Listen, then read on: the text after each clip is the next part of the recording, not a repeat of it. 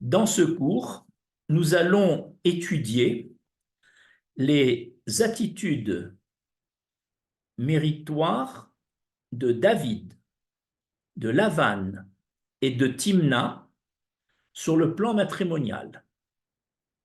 Et ensuite, on étudiera les échecs du géant Rogue et de Haman sur le plan matrimonial. Donc, ce cours est composé de 5 parties. Premier paragraphe. Quelle a été la réaction de David aux propositions que le roi Shaoul lui a faites? Le roi Shaoul, après que David soit venu à bout de Goliath, nomma David chef de 1000 dans son armée. Et David avait un grand succès dans toutes ces expéditions, dans tous ces combats. Et le roi Shaoul lui proposa en mariage sa fille aînée Mérav, mais David a répondu au roi Shaoul au chapitre 18 du livre de Shmuel 1, au verset 18, Mi Anochi ou Mi Chaya Mishpachat Avi Be Israël Mi Eye Chatan Lamelech. Qui suis-je? Quelle est mon existence?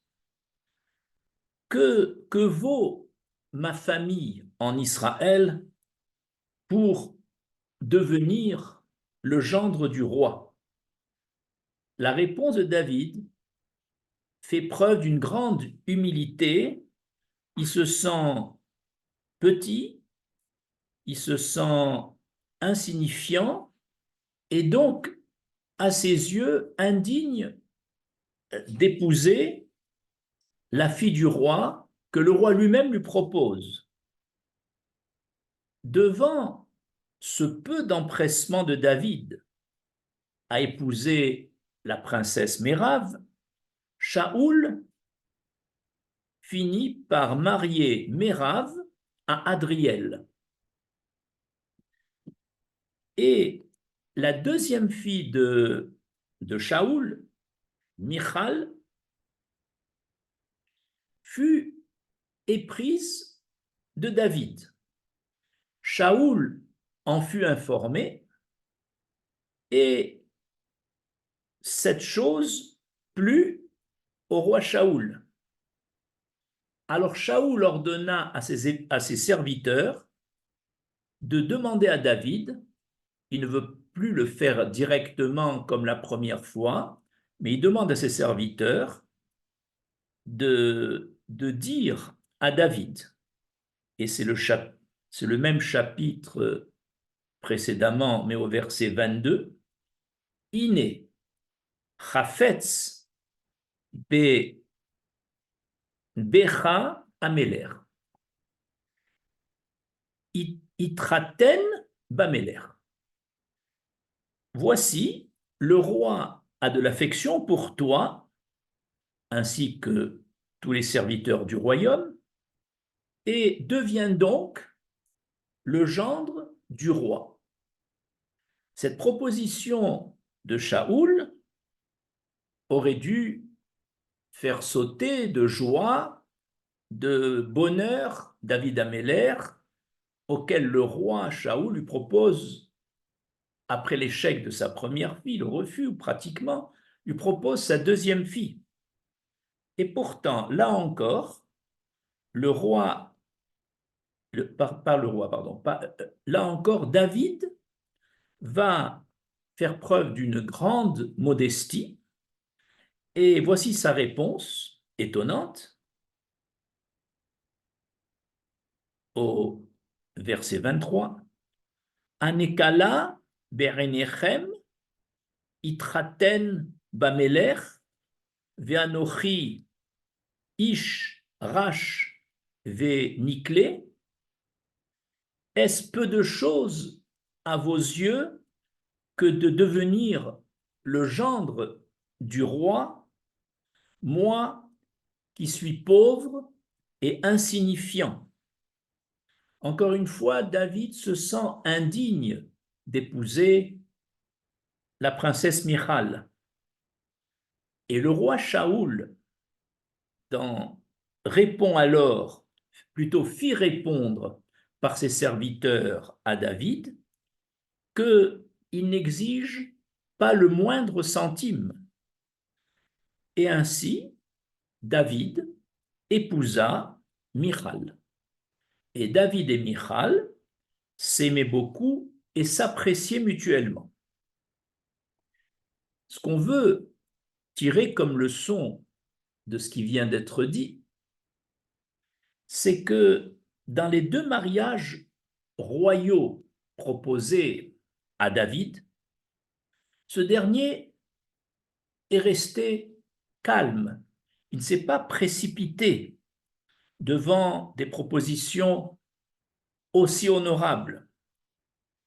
Il faisait preuve non seulement d'une grande modestie, mais surtout d'une grande émouna.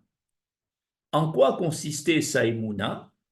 C'est qu'il était convaincu, comme disent nos sages, que son conjoint, que la femme qu'il devait épouser était déjà fixée dans le ciel à sa naissance. Or, cette femme, prévue par le ciel, il savait qu'il devait l'épouser, avec ou sans effort.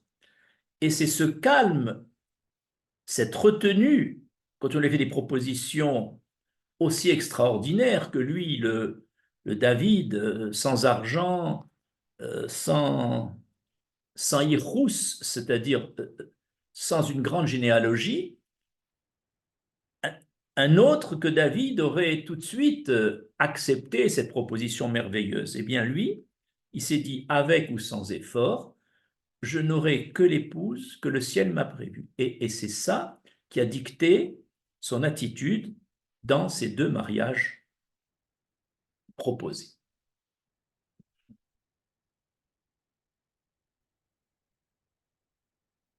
Deuxième paragraphe de ce cours, le mérite de Lavan par rapport au mariage de sa sœur Rivka. Nos sages posent la question. Lavan, il est clair d'après la Torah que ce ne soit pas un homme recommandable. On a vu comment il a agi avec Yaakov, etc. Mais alors, qu'est-ce qui vaut à Lavan d'avoir eu le mérite d'être le grand-père des 12 tribus d'Israël? C'est un grand mérite. Et nos sages répondent, c'est ce mérite, Lavan le doit à sa réaction lorsque Eliezer est venu proposer à Bethuel le père et à Lavan le frère de Rivka d'amener Rivka comme épouse pour Yitzhak. Voici la réaction de Bethuel et Lavan, ce qui m'intéresse parce que comme Bethuel est décédé dans la nuit, c'est la réaction de Lavan. Le texte dit, c'est Lavan qui parle, mais Hachem Yatsa Adavar, c'est de l'Éternel que ces paroles sont sorties. Lo nuchal daber elecha ra otov.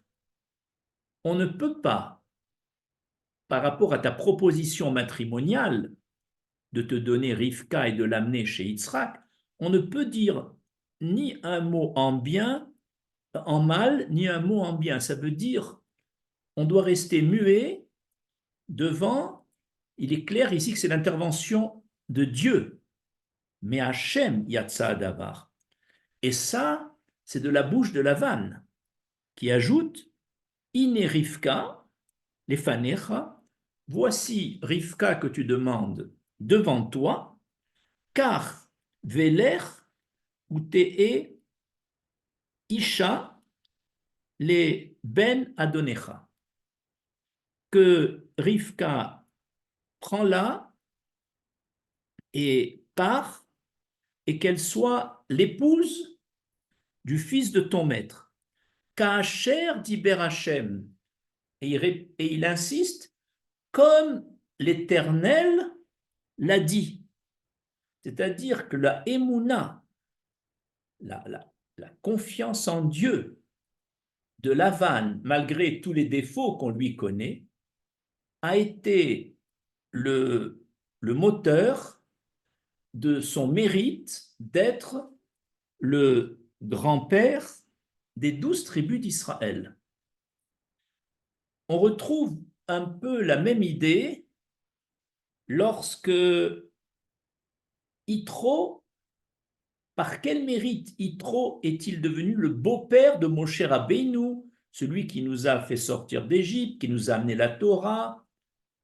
Quel a été le mérite de Yitro pour que ce soit sa fille Tsipora qui devienne l'épouse de Moshe Rabbeinu?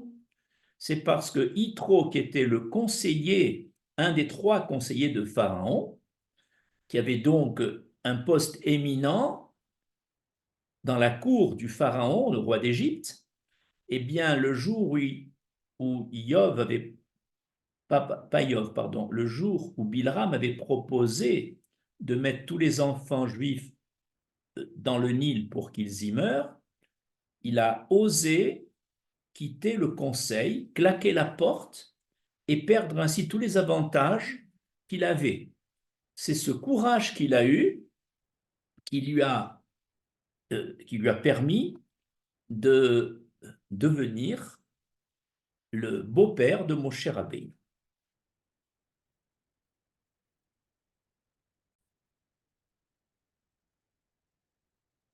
Troisième paragraphe, la réaction de la princesse Timna sur le plan matrimonial.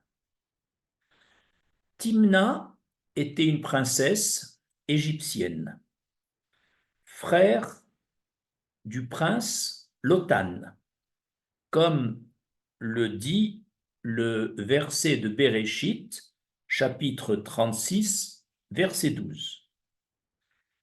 Malgré son titre de princesse, Timna fut attirée par la grandeur d'Abraham Avinu et de la famille d'Abraham, et elle voulut se convertir et peut-être même épouser un de nos avots. Mais voilà qu'elle s'est adressée d'abord à Abraham, ensuite à Yitzhak, ensuite à Yaakov, et tous 3 ont refusé de l'accueillir sans se décourager, avec son sens de Messirut Nefesh, du sacrifice, puisqu'elle avait sacrifié sa vie de princesse, voulant adhérer à la lignée d'Abraham, Yitzhak et Yaakov, du monothéisme. Elle devient, elle s'est dit, il est préférable d'être la servante ou la concubine d'un membre de la famille d'Abraham, Yitzhak et Yaakov plutôt que d'être princesse dans mon pays. Donc elle ne s'est pas découragée. Bien qu'on l'ait repoussée, Timna a eu le mérite de s'accrocher et de vouloir, quitte à ne pas être une épouse normale, mais une simple servante ou une concubine, être dans la famille d'Abraham. Et finalement, par défaut, elle a épousé Éliphaz, qui était le petit-fils de Yitzhak et le fils de Esav. Et malheureusement, Timna, dans son concubinage avec Éliphaz, ce couple a engendré Amalek, l'ennemi numéro un du peuple d'Israël jusqu'à nos jours. Alors nos sages posent la question, comment se fait-il que, que, ce, que cette union entre Timna et Éliphaz ait produit Amalek? Eh bien, nos sages répondent que c'est parce que les patriarches n'auraient pas dû la repousser.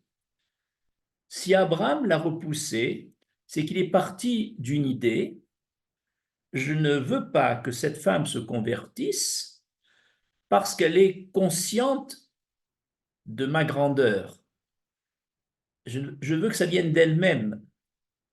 Et on reproche à Abraham Avinu d'avoir eu ce raisonnement. Il a eu le même raisonnement erroné, et qu'on lui reproche également, lorsqu'après la guerre des 4 rois, Abraham Avinu a eu la proposition du roi de Sodome de prendre non seulement le bulletin, mais de prendre des milliers d'hommes qui avaient été faits prisonniers, et qu'Abraham, avec son don d'influencer positivement les gens, aurait pu accepter de les prendre et de les ramener au monothéisme. Et là aussi, Abraham a refusé cette proposition, alors qu'il était capable de les ramener tous. Et pourquoi a-t-il refusé cette proposition? Il s'est dit, le fait qu'on me cède ces prisonniers contraints et forcés, ils vont rentrer sous mes ailes, et je ne veux pas de conversion, je ne veux pas de prosélytisme forcé. Dans les deux cas, cela a été une erreur d'Abraham et un reproche. Donc, dans ce troisième paragraphe, nous voyons le courage, la détermination de Timna, qui ne s'est pas découragée.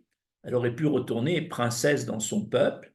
Elle a préféré finalement s'unir peut-être à un membre de la famille d'Abraham sous une étiquette un peu moins prestigieuse, mais elle a quitté la nation où elle était princesse, et ce Messirut Nefesh lui est considéré comme un mérite.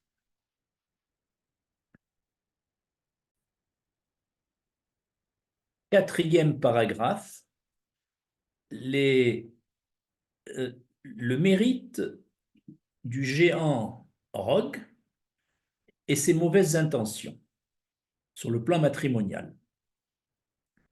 Dans la Parashat Hukat, au moment où le roi Rogue s'apprêtait à livrer bataille au peuple d'Israël, Moshe a eu peur.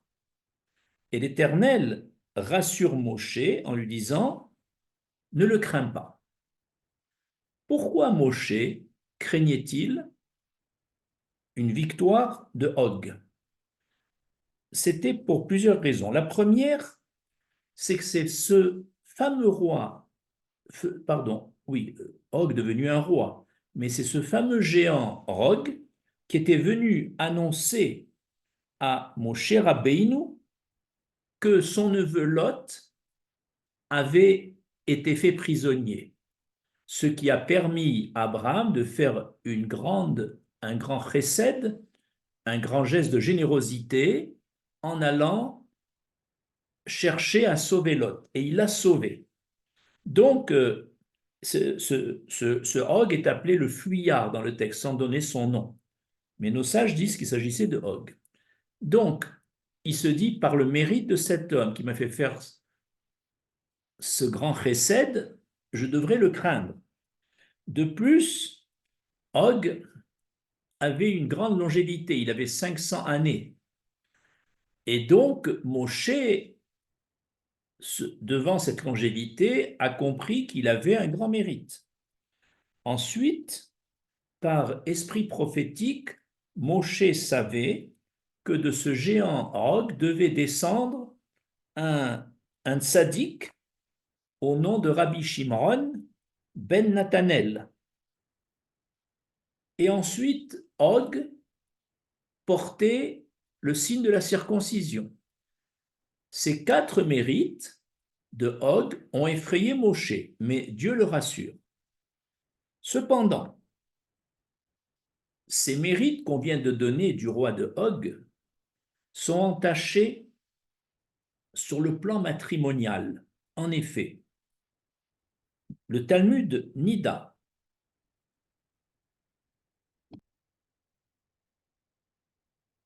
Tosfot cite le Midrash qui dit que Og avait de mauvaises intentions en allant annoncer à Abraham que son neveu Lot était prisonnier. Quelle était la mauvaise intention de Og? Il se dit, Abraham, avec sa grande générosité, va chercher à sauver Lot. Comme il n'est pas compétent dans l'art militaire, donc il va mourir dans cette guerre qu'il va mener pour délivrer Lot, et moi je pourrais ainsi épouser sa femme Sarah. Or, ici, on voit que ici, Og manque bien entendu de Emouna. Il oublie que tout mariage est décrété dans le ciel et que ce n'est pas parce qu'un homme met les yeux sur une femme qu'elle pourra devenir sa femme. En général, il existe un principe, tout celui qui met les yeux sur ce qui ne lui appartient pas, non seulement ne peut pas l'obtenir, et même ce qu'il possède, il risque de le perdre. Donc, on voit ici que Moshe Rabbeinu, tout en sachant que Og avait des mauvaises intentions sur le plan matrimonial envers Abraham, en voulant lui prendre son épouse, malgré tout, les mérites qu'il avait ont fait craindre Moshe Rabbeinu, et c'est pour ça que Dieu le rassure. 5e et dernier paragraphe, le souci d'Aman de marier sa fille. Nous savons que Aman porte également le nom de Memouchan. Au début de la Megillat Esther, lorsque Vashti, l'épouse du roi Achashvérosh, n'a pas voulu se présenter devant le roi Achashvérosh qui demandait qu'elle vienne en tenue légère, alors Vashti, qui se souciait pour sa fille qu'il voulait marier, et bien mariée, s'est dit, c'est l'occasion rêvée que ma fille épouse Achashvérosh. Donc, Memouchan, dixit Aman, a proposé au roi Achashvérosh de mettre à mort Vashti, sous le prétexte qu'elle lui a manqué de respect en ne venant pas. Mais son intention était mauvaise. Son intention était uniquement que Vashti meure et que peut-être qu'il pourrait proposer sa fille à Achashvérosh. Mais effectivement, Memouchan a été entendu, Achashvérosh a mis Vashti à mort.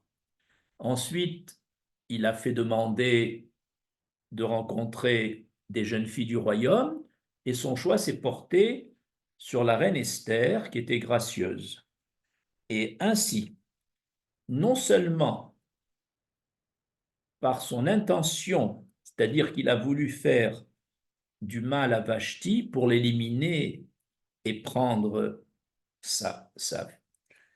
prendre sa fille, finalement, on voit que Haman a eu un projet équivalent à celui de Rogue précédemment, et voilà qu'il va non seulement, c'est pas sa fille qui va être choisie, c'est une autre, c'est Esther, et en plus, c'est à partir d'Esther que Haman lui-même va être éliminé, comme on voit dans la suite de la Megillat Esther, ainsi que sa famille, confirmant le principe qu'on a donné tout à l'heure, tout celui qui n'a pas de Emouna, comme Rogue ou comme Haman, et qui n'arrive pas à concevoir que le mariage est d'origine divine, quand ils veulent s'interposer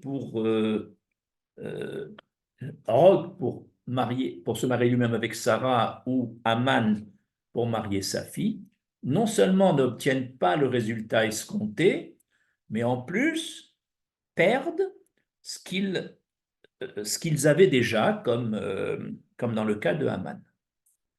Je vous remercie.